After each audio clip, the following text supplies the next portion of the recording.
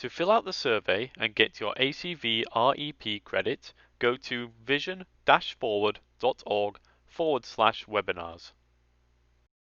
The entrance word is wearable. Balance each other out nicely, so it's a very clever design. When you put it on, the battery kind of sits low. I'm going to turn around, I'm not sure if you're able to see this, but the battery kind of sits low, just above kind of where the neck is. And then the top of the headband sits kind of high up on the forehead. And then you can pull the screens down in front of your eyes. It's very adjustable. So the screens themselves can be moved up and down.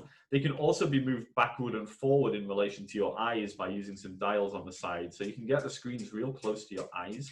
And obviously, the closer they are to your eyes, then the larger they will appear. So that's a really smart design decision. Also, you can wear this over glasses, which you used to have to use custom prescription inserts with the eSight, but not anymore. I definitely think that's a big improvement as far as I'm concerned. So all very smart. Yeah, there's a number of areas of articulation. You can actually tilt the visor kind of independently or tilt up the arms that it's on. And so, yeah, it's easy to get it on your head and positioned, and it's also comfortable. It's better balanced, I think, than previous eSight, so it feels more comfortable to wear for longer periods of time. There's some foam padding in here as well, which is removable if you want to wash it, and that helps keep it nice and comfortable on your head. So very cool design. It's unlike any other wearable on the market. One of the other great things about the design, and this is this is really quite novel, is the battery part on the back here can be swapped out extremely easily. And so it comes with two battery packs. This is what they look like. You can actually shake them to get a visual indicator, there we go, of how much battery power there is. So there's four green LED or four LEDs in there, which will indicate how much power you have. To swap out the battery, they can go in either way around, it doesn't matter. All you have to do is pull out the one battery and then throw the other battery somewhere. It is reusable, yeah. And just stick the battery that you want to use in there. Super easy. There's actually a battery built into the device as well. So when you take out the one battery, it will run on its own power for about 15 minutes, giving you time to swap over to the next battery. It's a super cool design. I'm really quite impressed with that aspect of it. By the way, I should say, if anybody has any questions, feel free to drop them in the chat. Corey will be monitoring the chat, and he will be happy to answer any questions or ask me any questions.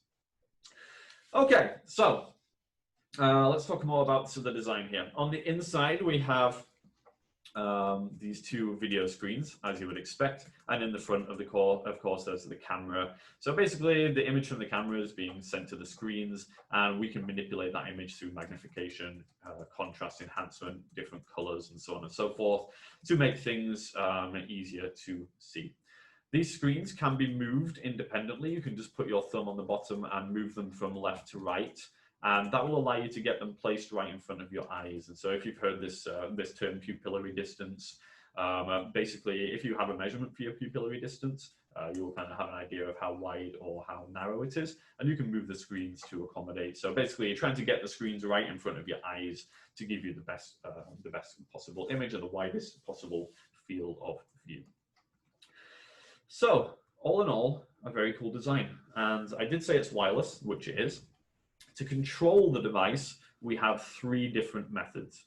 We have a remote control, like so. We also have on the headset itself a touch-sensitive pad. And one of the things that they did is put raised bumps either side of the touch-sensitive pad. So you can kind of, if you find the bumps, you can follow them until you get to the unbumpy area, and that's the touchpad. And you can do swipe gestures there, obviously, horizontal and vertical swipes to control various functions. There's also a couple of buttons up on the headset itself. One of them is for the power, and one of them is to access a quick menu for Bluetooth and Wi-Fi settings and things like that.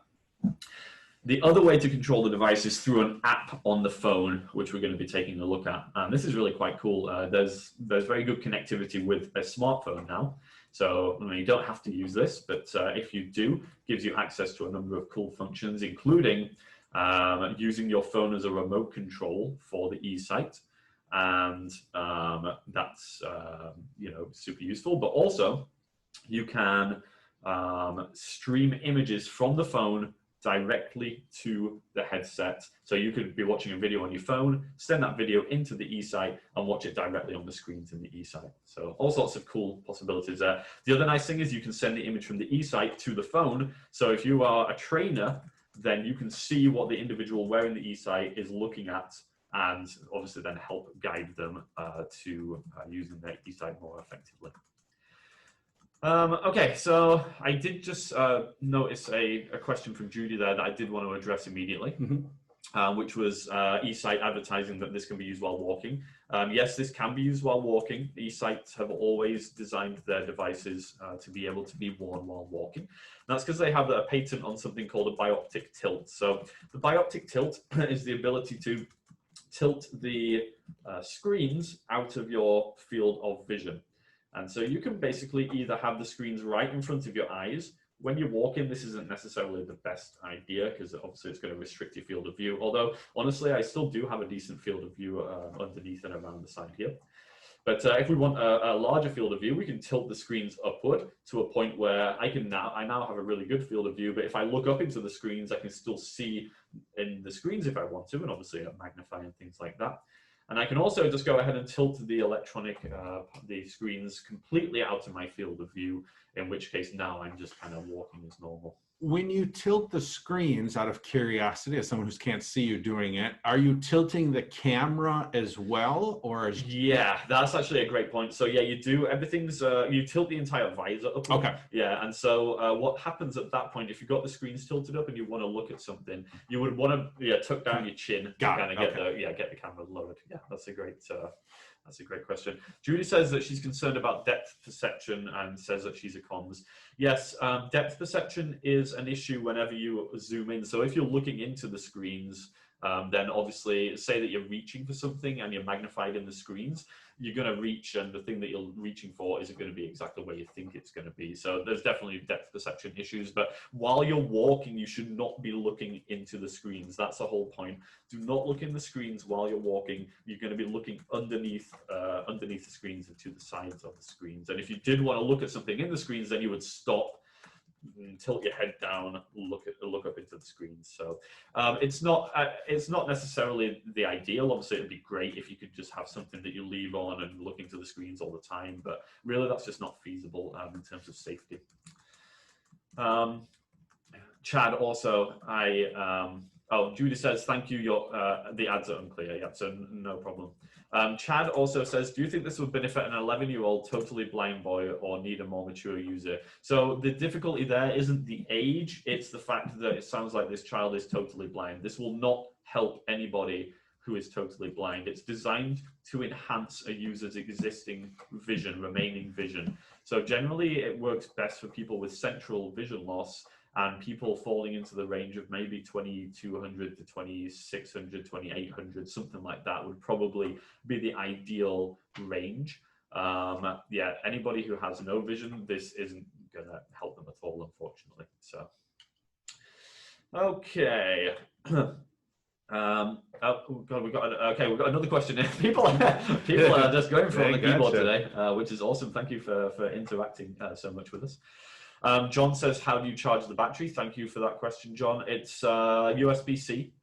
So just go ahead, while you've got one battery in the headset, you're just going to be charging the other battery. You could charge it with an external battery like you might use to charge your cell phone if you're out and about. If you're at home, you can obviously just plug it in to the outlet and charge it like that. Each battery will go for about 3 hours of continuous use, maybe 2.5 actually, just to be on the safe side. So you could have one in, right? It's going to last for 2.5 hours. The other one's charging.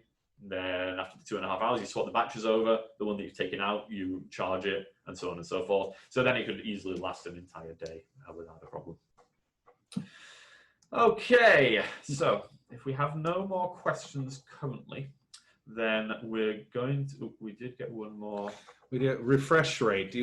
I can look that up. I don't know that you probably know it off the top of your head. Well, I'm glad to say no. Okay, I'll look it up and put it in the chat in just a moment. Yeah, what I will say from my personal experience here, Eric, is that the refresh rate is good. There isn't the stuttering of the image that you would get with some other wearables. It's a nice, smooth kind of, as you move, the image moves smoothly with you. I would think there would be less chance of you feeling dizzy with this. Also, another one that's good for that is ZoomX's eSight VR. The refresh rate on that is very good as well. And so, again, that's more of the VR design, the more enclosed design. But as you move your head with that one, again, the image follows very smoothly. You don't get that lag, that stuttering. Okay. So we're gonna, we're gonna go ahead now, and I'm gonna show you the app on the phone, and then I'm gonna stream the image from the eSight into the app. Just to give you an idea of what it's like to look in here. So let's go ahead and now, like I said at the start, this isn't necessarily the best setup in the world, but hopefully it'll at least give you an idea here. So let me point the camera toward the phone here. Let's see what kind of image we can get. Okay, so and just so you know, the refresh rate, and I'll put it in the chat too, is it is 30 frames per second that they're doing. Yeah, which I think is what the human eye sees. Yeah, I mean that's basically your standard refresh rate. Yeah, that would make sense. Yeah. Okay, so here's the app. Now, users can, like I said, this isn't necessary, but users can go ahead and download the app if they want to set up an account, which from what I remember, it was just putting in email address, name. That might have been it. It wasn't a super complicated procedure or anything. And once you've got the app, there's a number of different things which you're able to do. So one of those is the remote, which I'd already mentioned. When we open up the remote here, we have controls which basically mirror the controls from the controller, which I'll try and put in front of the camera here. So it's basically mirroring the controls from the camera, from the controller on the phone. And so we have options to increase and decrease the sound. So there is sound in the headset, which will tell you like magnification level and things like that. We can change between modes, which will allow you to like get into the settings for contrast and to change the colors, that type of thing.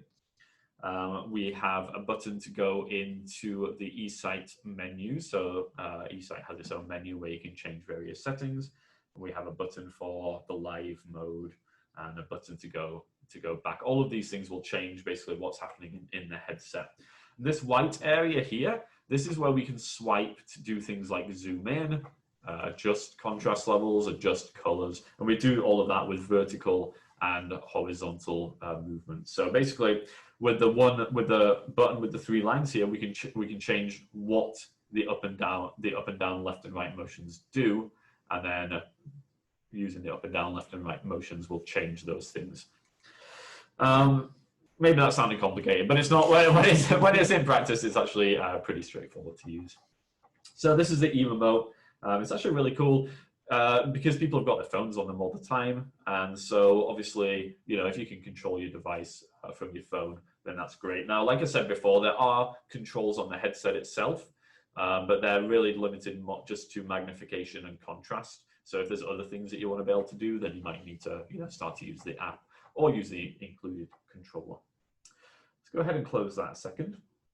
The other things that we can do here, which I had already mentioned, we can view media directly inside the glasses.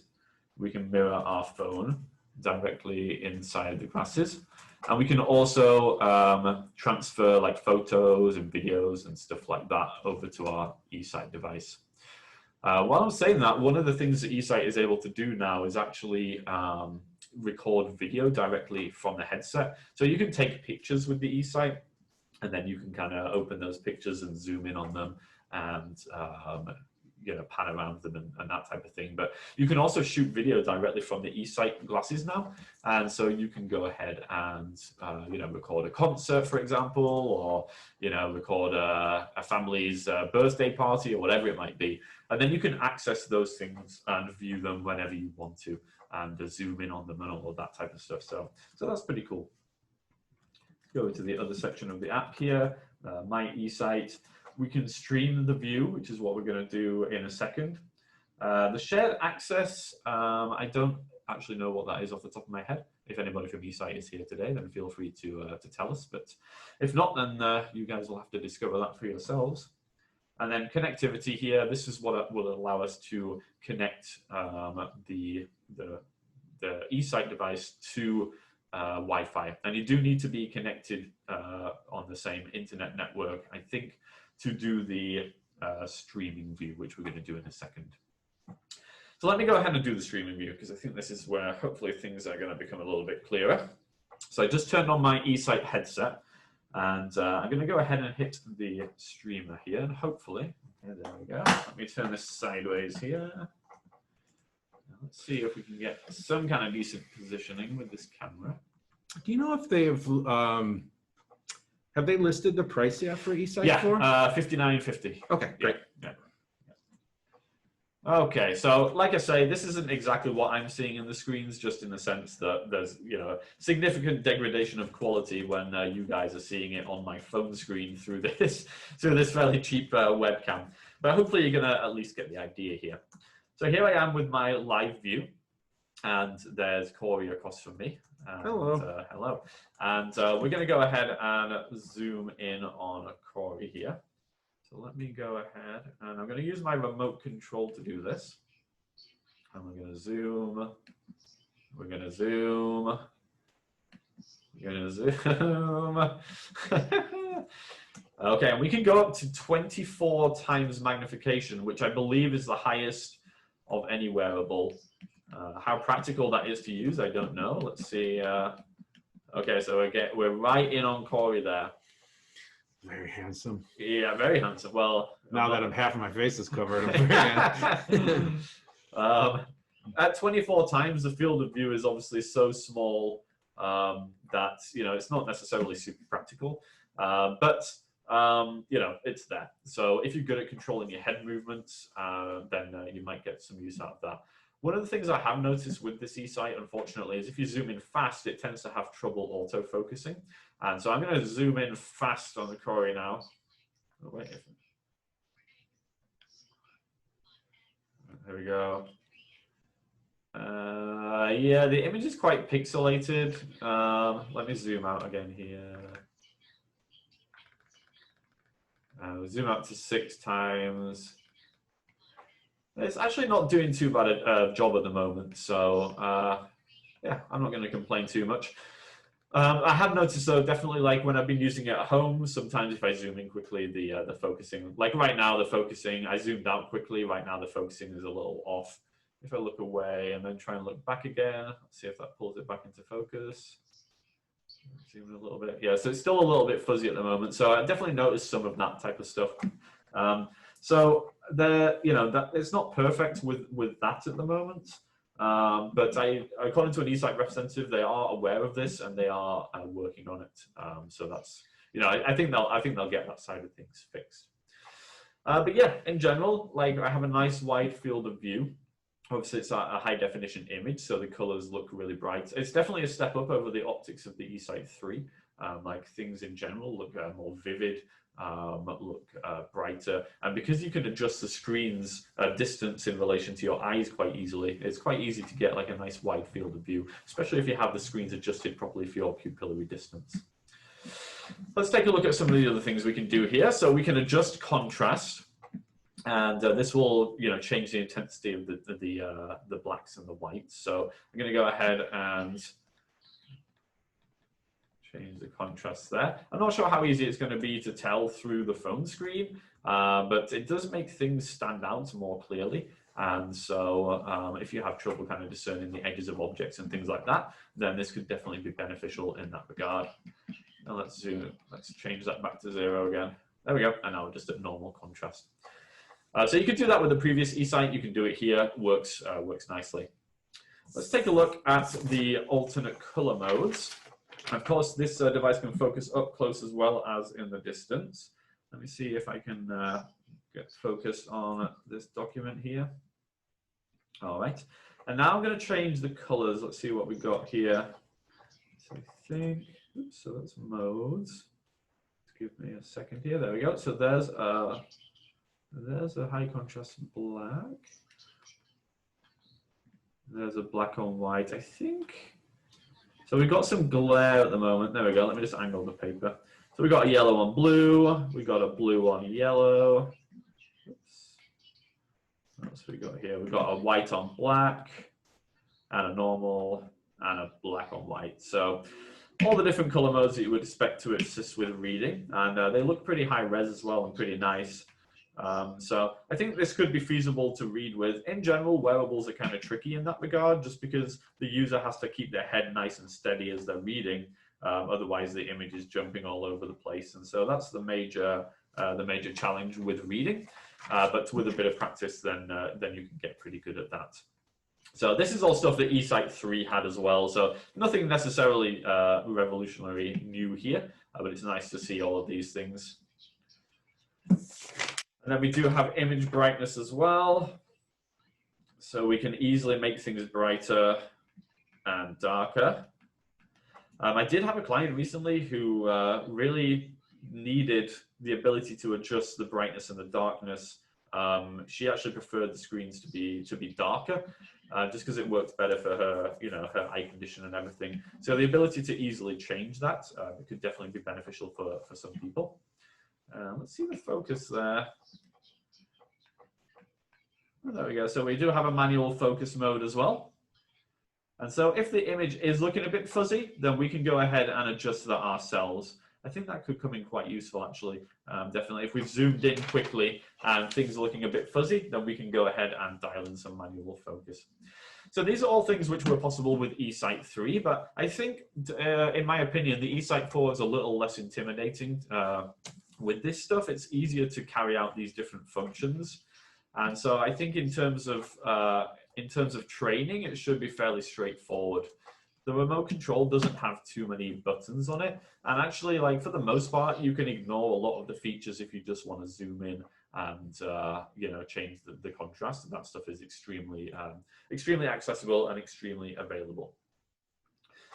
In terms of media as well, I think the eSight has always been good for that in terms of inputting kind of video sources over HDMI. So all of the models so far, you've had the ability to input video directly into the eSight and see it on the screen. So you could, for example, you could plug your computer into your eSight and see the computer screen right on the eSight screens. You could plug a cable box in, you could plug a games console in, anything like that.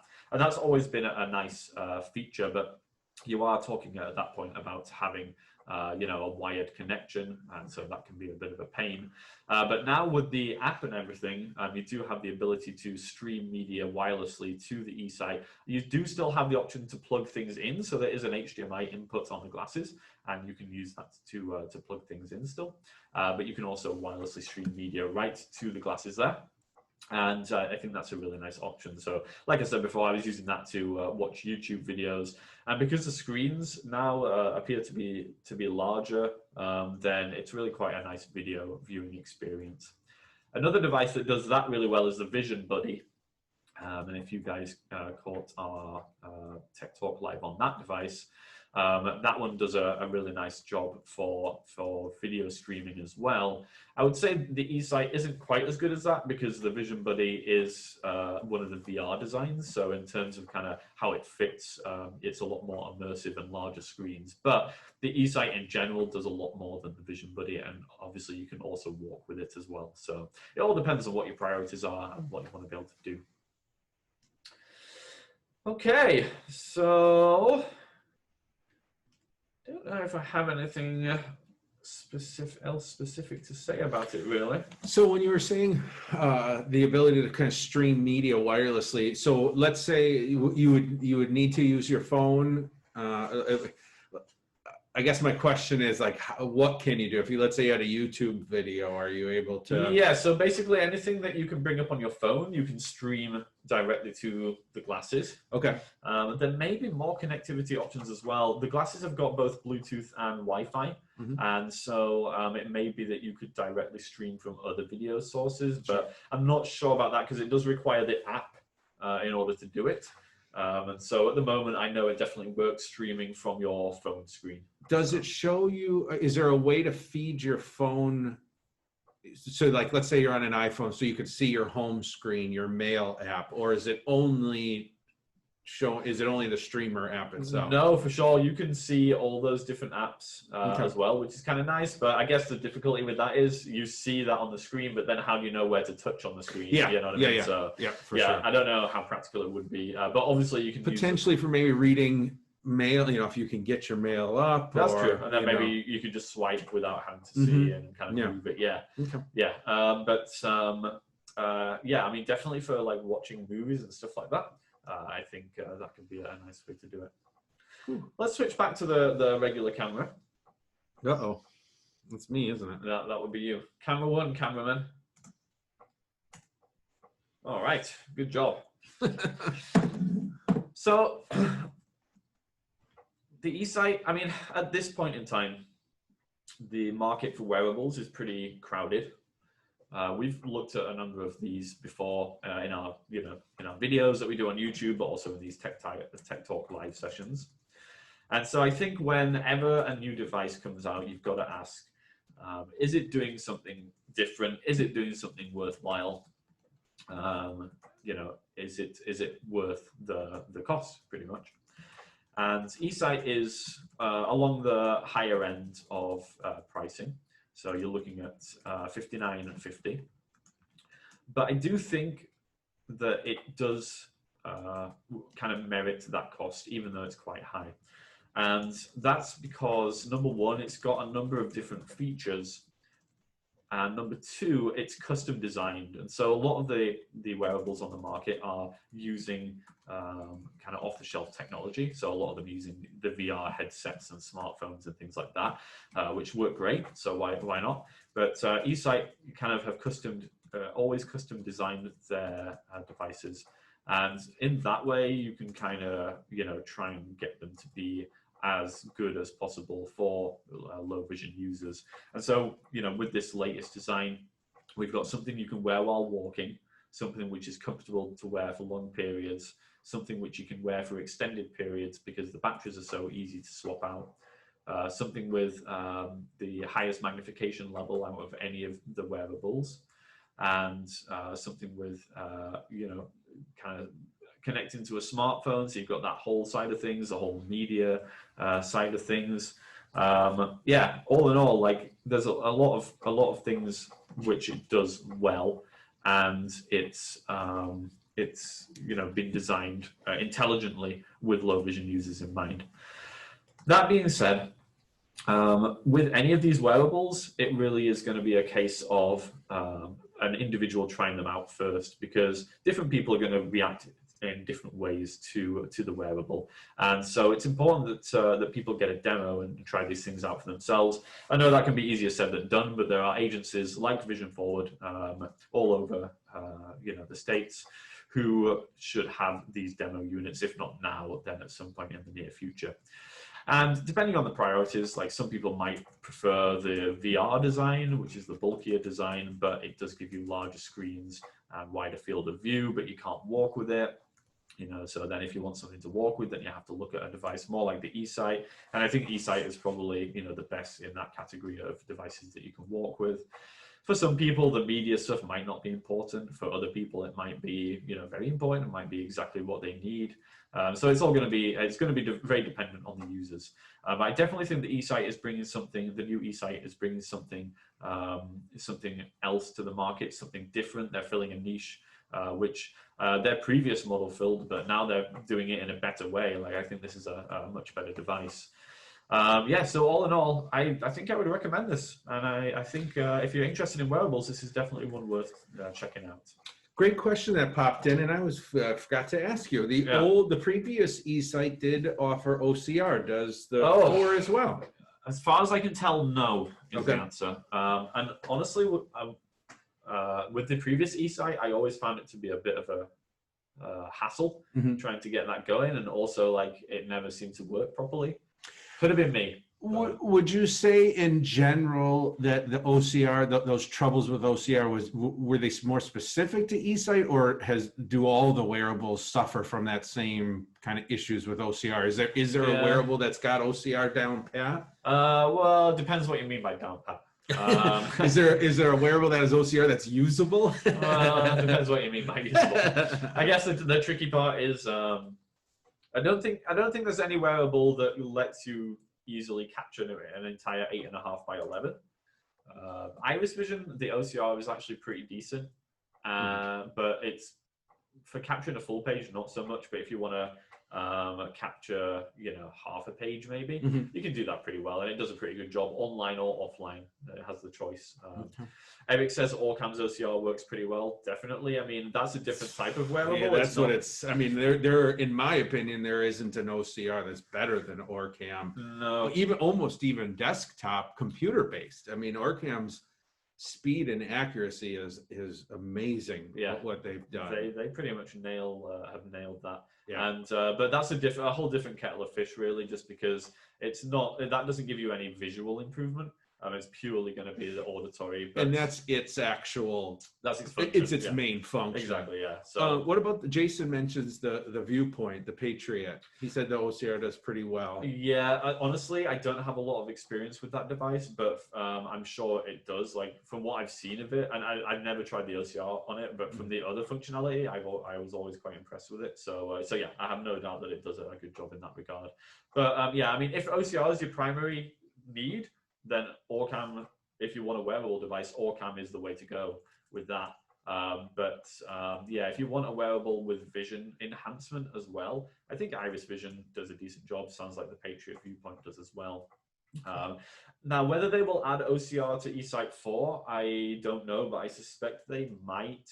Being a modern device in 2020, or should I say 2020, it is today, then obviously you can get software updates over Wi-Fi. Those will be pushed out to existing users, and oftentimes those will add functionality. Oh yeah, one thing I forgot to show, sorry, my bad. I have to say I've only had this device for a short amount of time, so yeah. I'm not the most experienced with it as of yet. But one of the things I forgot to show was the gallery. And so, as I had said previously, you can shoot video and take pictures with the eSight, and then those are all saved into a gallery, which you can access through the eSight's menu, and then you can view your pictures and videos whenever you want to. You could take photos with the previous eSight, but I don't think you could shoot video as far as I was aware. No. So that is quite a nice little function, and I'm gonna make something up here because. When I was on the phone with an eSight rep just after we got a device, he told me the storage inside the eSight, and it was something ridiculous like 650 gigabytes or something like that. I'm probably getting that number wrong, but when I heard it, I was like, wow, that's a lot of storage. Yeah. I may be completely. Oh, wait a minute. Here we go. 256 gigabytes. There you go. That. So yeah, even that's pretty darn good. Yeah, it's a lot of storage, which I don't know how much. I don't know what the resolution of the video that's recording is. Sure. So I don't know, how much space those videos take up. But. I would tend to think that because I'm guessing the eSight 4 is running on the same software platform that the 3 was. I can't imagine that they have redesigned, kind of the core platform. So you would almost think that because the 3 had OCR, we'll probably see it. And they may have also identified your challenges with OCR, and they're like, we're going to scrap it from the 4 until it's much better. That could be it. Yeah. I don't know. I don't really know how much people use that feature with their vision wearable. Yeah, it'd be interesting to know actually. Yeah.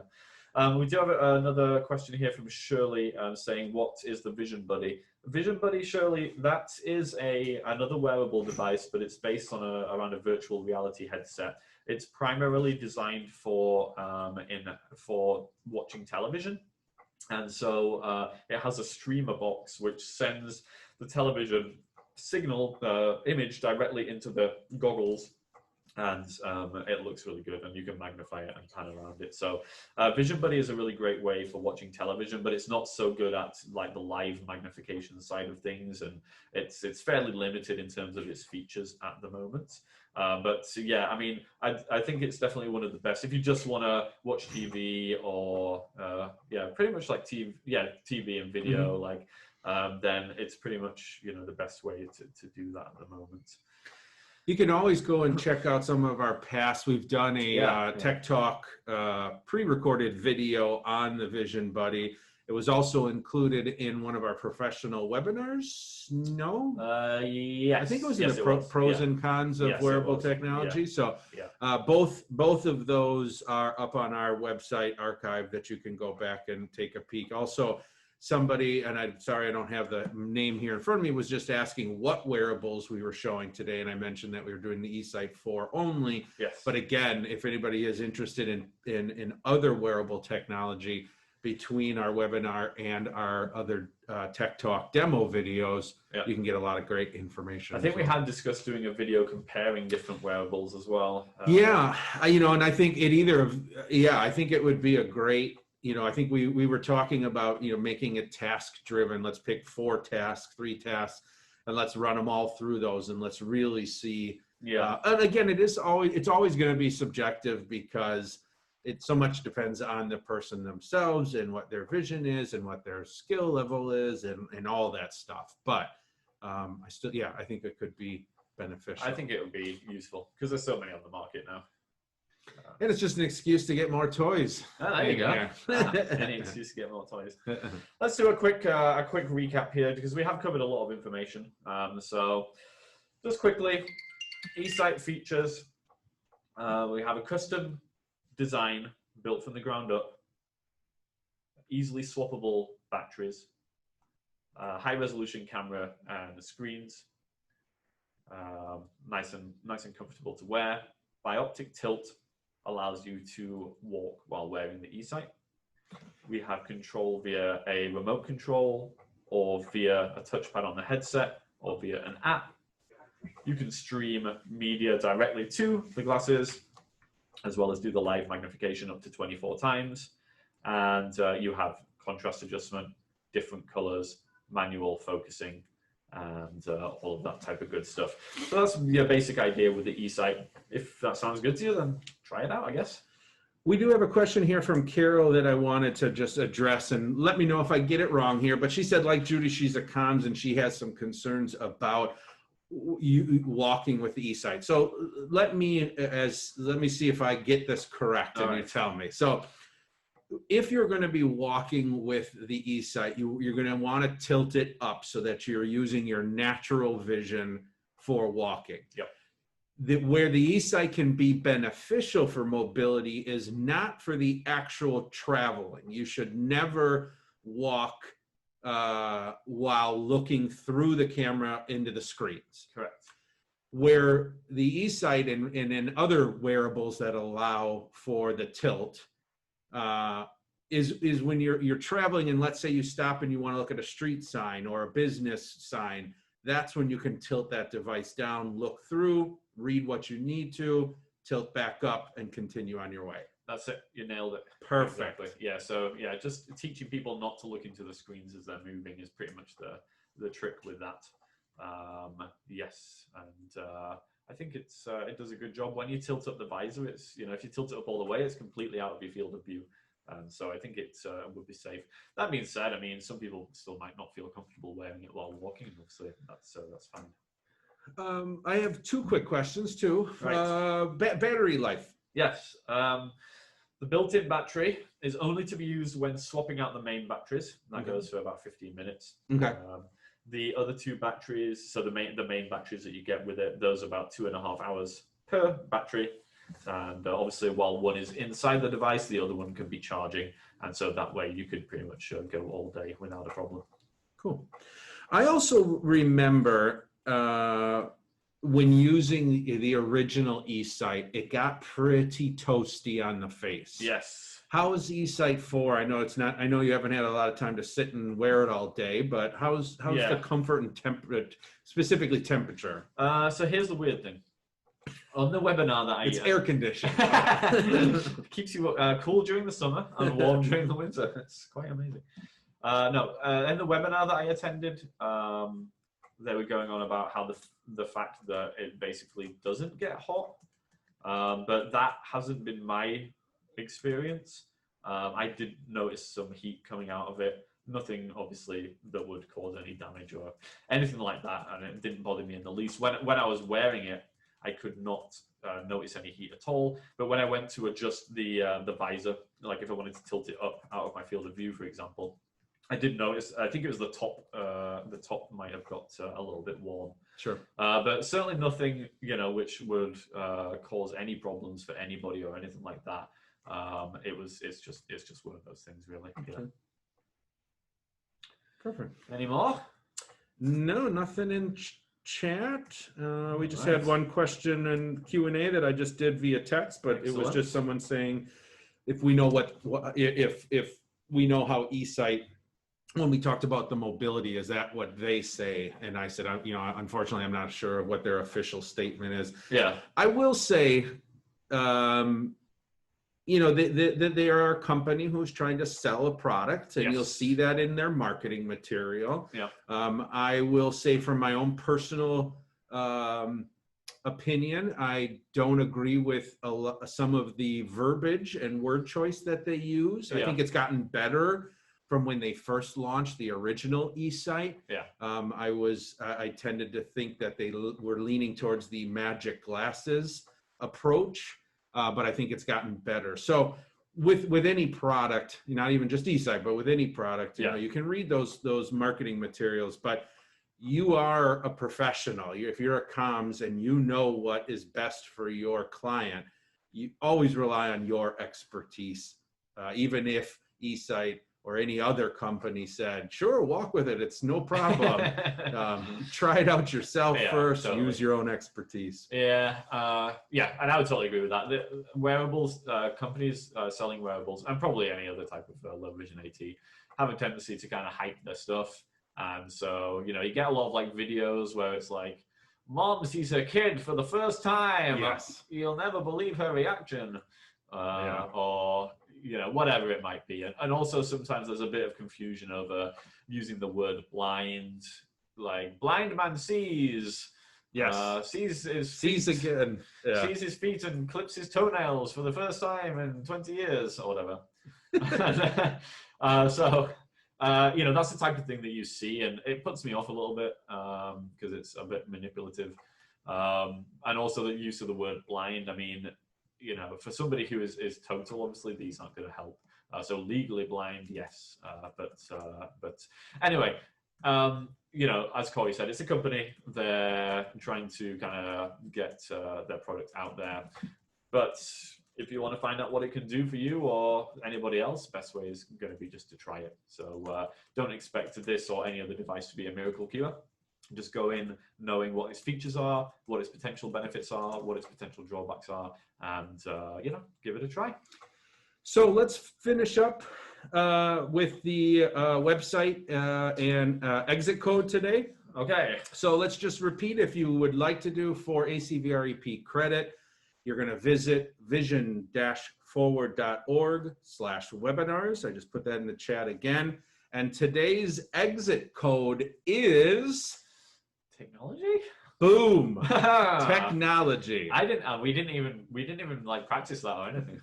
I would have said boom to whatever you said. No, I'm just kidding. So today's exit code is technology. Do you want to just say the entrance code again? Nope. Okay. No, right. I forget how this works. Yeah. Exactly. So if you want the entrance code, you're going to have to rewatch the video from the start, I'm afraid.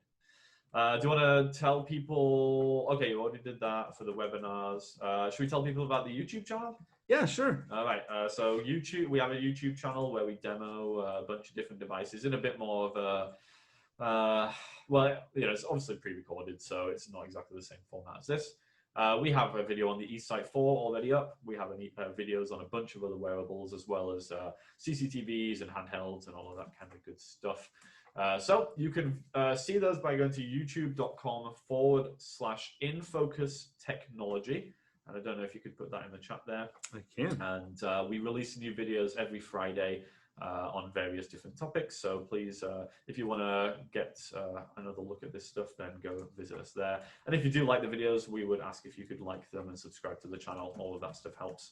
If anybody has questions about any technology, you can always give us a call, 414-615-0103. If you want a demo of the eSight itself or any other wearable device, then feel free to call that number as well. You can almost email us. Almost, if you want to. You can also email us in focus at vision-forward magnification.org. And I'm just putting those in too, but I am not as fast typing with the numbers as I am. This is just awkward now. It's like I know. I need to like vamp to fill in the space. Well, I'm going to read this nice comment from Carol here, who said, "Thank you for providing these informative presentations. She looks forward to attending them." Well, thank you, Carol, for attending. Much appreciated. And we will be back with one of these Tech Talk Lives in 2 weeks. And the topic will be, drum roll please, we don't know. As usual. Apologies, but you know what? Honestly, we would love for some ideas. Oh god, yeah, that would be great. Send them over either quick in the chat right now or email infocus@vision-forward.org. Because there's credits available now, we really want to make sure that we're providing what you guys want.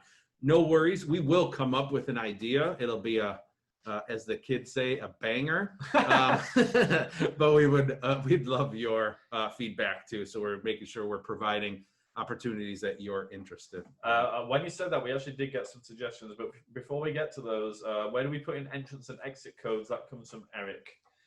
Where do we? So yes. if you're going to go to vision-forward.org/webinars, scroll down, you'll see under the ACVREP heading, there's a link for the training evaluation form. You'll fill out that form and you'll be putting in your entrance and exit codes in that form. Okay, thank you. Jason says, always great presentations, guys. Thank you very much, Jason. Carol suggests Guide Connect. Oh, sure, the Dolphin. Yeah. Yeah, we have the older version of Guide, but yeah, Yes. we also have the Guide Reader Pod, We do have the the Guide Reader standalone Pod, unit yeah. too. So That we could could be do something straight on Guide. Yeah. So that could be a possibility. Have we done any demo on IRA from Jason? Yes, we did. We haven't done a Tech Talk live, but we did do actually, no, we did that video, didn't we? Well, we did. We have a Tech Talk, a demo of IRA that's posted, but we actually did a collaborative video with Sam from the Blind Life on his channel where we did IRA. Oh, yeah, I forgot about so that. that's probably what you're thinking of. But yes. we can also do a Tech Talk Live on IRA here. There's actually just been some changes this week in some of their policies. The company itself has, undergone a couple changes in some of our videos, so we could definitely do one on that. That could be a possibility. Judy says Apple voice command versus voice over. Sure. Yeah, and Judy, I think, so we have started to roll out some Apple videos on our YouTube channel as well, youtube.com/infocustechnology. In fact, the video that's going to come out on Friday is about, now what is it about? Is it about magnification or is it about something? I forget. But if you go to the channel on Friday after 8:30 a.m., there will be another Apple video. But yeah, we could definitely do that again. The voice input that'd be pretty, or the voice control, that would be an interesting Voice control one. could be cool, yeah. Denise says that she had a previous client that purchased eSight and it helped him. Thanks for this this demo. That's not a problem, Denise. I'm glad to hear that eSight helped your client. And Jason said that they just recently talked to Vince Morvillo. Let's just call him Vince. Vince with IRA. Oh, okay. Yeah, I think it's only available on the phone now. Is that correct? Yeah, so they've discontinued their Horizon kit. Yes. And so now it is only it's only phone based. Yes. But there's been one of the things I want to play with, and one of the if you want to call it a hack or whatever, is people are using GoPros. And then getting their agent to be able to see through the GoPro. Oh, that's neat. So you get some really nice, hands-free, and such a wide field of view too. You heard it here first, people. This is a premier life hack from Corey. There. Yeah, there you go. Yeah. Not me, but well, no, fair enough. We'll just pretend it was. There you go. Sounds good. Apparently, according to Jason Everett, they're redesigning the glasses, prototyping with Bose glasses. I didn't even know Bose made glasses. Yeah, so the Bose Frames are right now, they've been on the market for a bit. They're an audio-based only at this point. I see. And they're pretty stylish and decent sound. And there is some talk about trying to incorporate some camera. Right. I'd be interested if with Apple's upcoming rumored AR glasses, if there could be a partnership there that might work. Yeah. I think IRA, there's there's a lot that's a huge investment to expect, especially trying to design your own. The Oh, for R&D sure. that goes into that is just, most companies and especially startups just don't have Yeah. access to that kind of funds. But Yeah, so we shall wait and see Yeah. with that one.